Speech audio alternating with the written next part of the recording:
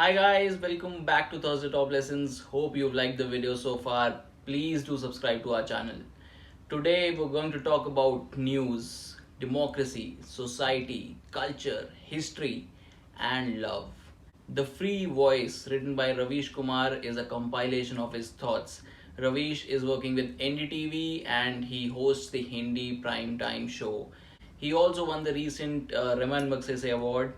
Some points in this book come forth very strongly as political views, which I intend not to share with you guys to maintain an apolitical stance and focus only on the objective learning that can be taken from this book.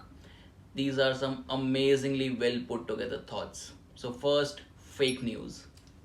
He says that fake news is a tool that power uses to transport its citizens to an alternative reality, forgetting real problems and confronting manufactured worries of a national scale.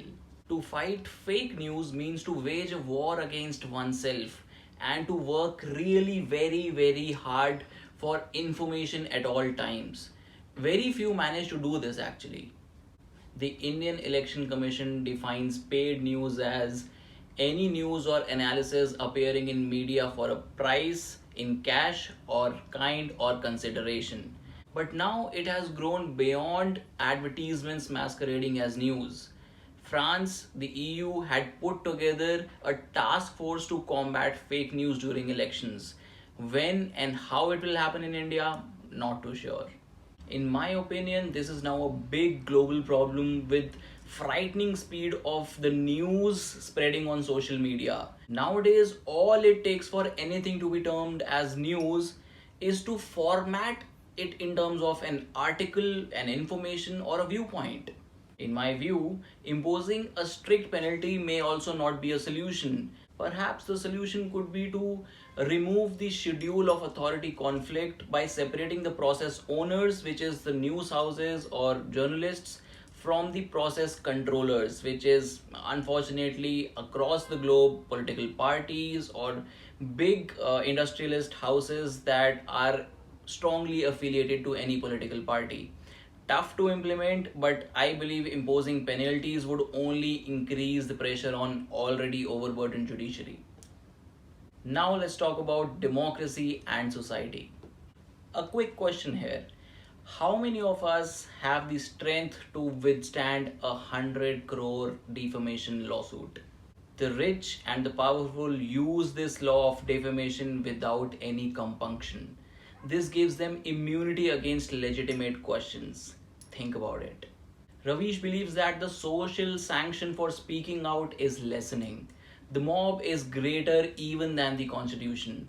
The act of questioning the government can make you a minority or a second class citizen too. For a real democracy to function, he says that you may have your affiliations, but the task of demanding answers with impartiality or without prejudice is yours and overrides any other obligation to any organization. Being an objector is no crime. To have faith is a good thing, no doubt, but that faith should rest on the foundation of facts and not emotions. Now let's talk about history. He says very funnily the troll, the bhakt, no political affiliations here. By definition, a bhakt is a person who follows anyone blindly. And the third person, the news anchor, are the new historians. Most of them latched on to the notion that some great man in history has been ignored and not given his due. So the moment we start thinking about anything or what is happening, enter Chanakya on WhatsApp. Almost anything, history, war, statecraft, politics, goes in his name. It also has a very predictable pattern. Wherever there is an election, Chanakya on WhatsApp makes his presence felt. But on a serious note, Germans are taught how to deal with their history. We have not educated our citizens on way to negotiate history. And you know what the biggest anxiety of a politician is?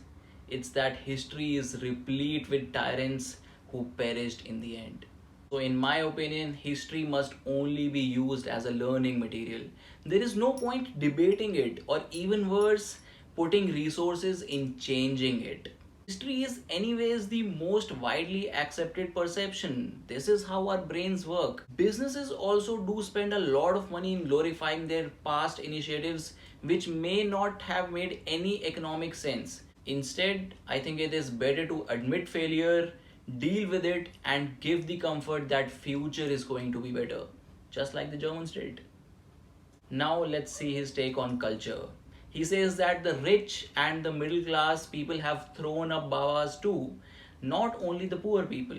The only difference is that their Babas speak English and peddle up aloe vera juice. Hitler's own obsession became the people's obsession. Hitler himself had to do nothing. All Hitler and his government needed to do was to allow people to act as they pleased. When the mob creates its own empire, evil principles begin to rule the hearts and the minds. Always remember, propaganda has only one purpose: creation of a mob. Being a part of the mob culture is perhaps the worst degradation of a society as a whole. This is not just limited to poor, it extends to middle class and the rich as well. Now his take on love in India. He says that in our country, most people only love in their imagination. To love is to battle with innumerable structures imposed by society and religion. Honor killing is a cocktail made of prejudice, hate, misogyny, to which color red is contributed by religion, caste, father or brother as the occasion may demand. Despite the many challenges posed by culture or society and the lack of infrastructure to support lovers meeting, it is commendable that people are willing to pursue love in our country. Perhaps love is such a strong emotion.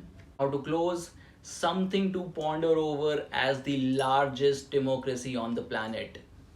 Let me read a Supreme Court judgment for you. It states that the refrain that the poor need no civil and political rights and are concerned with only economic well-being has been utilized throughout the history to wreak the most egregious violations of human rights.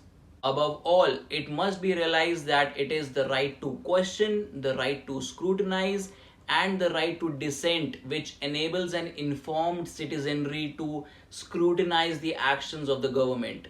Those who are governed are entitled to question those who govern about the discharge of their constitutional duties.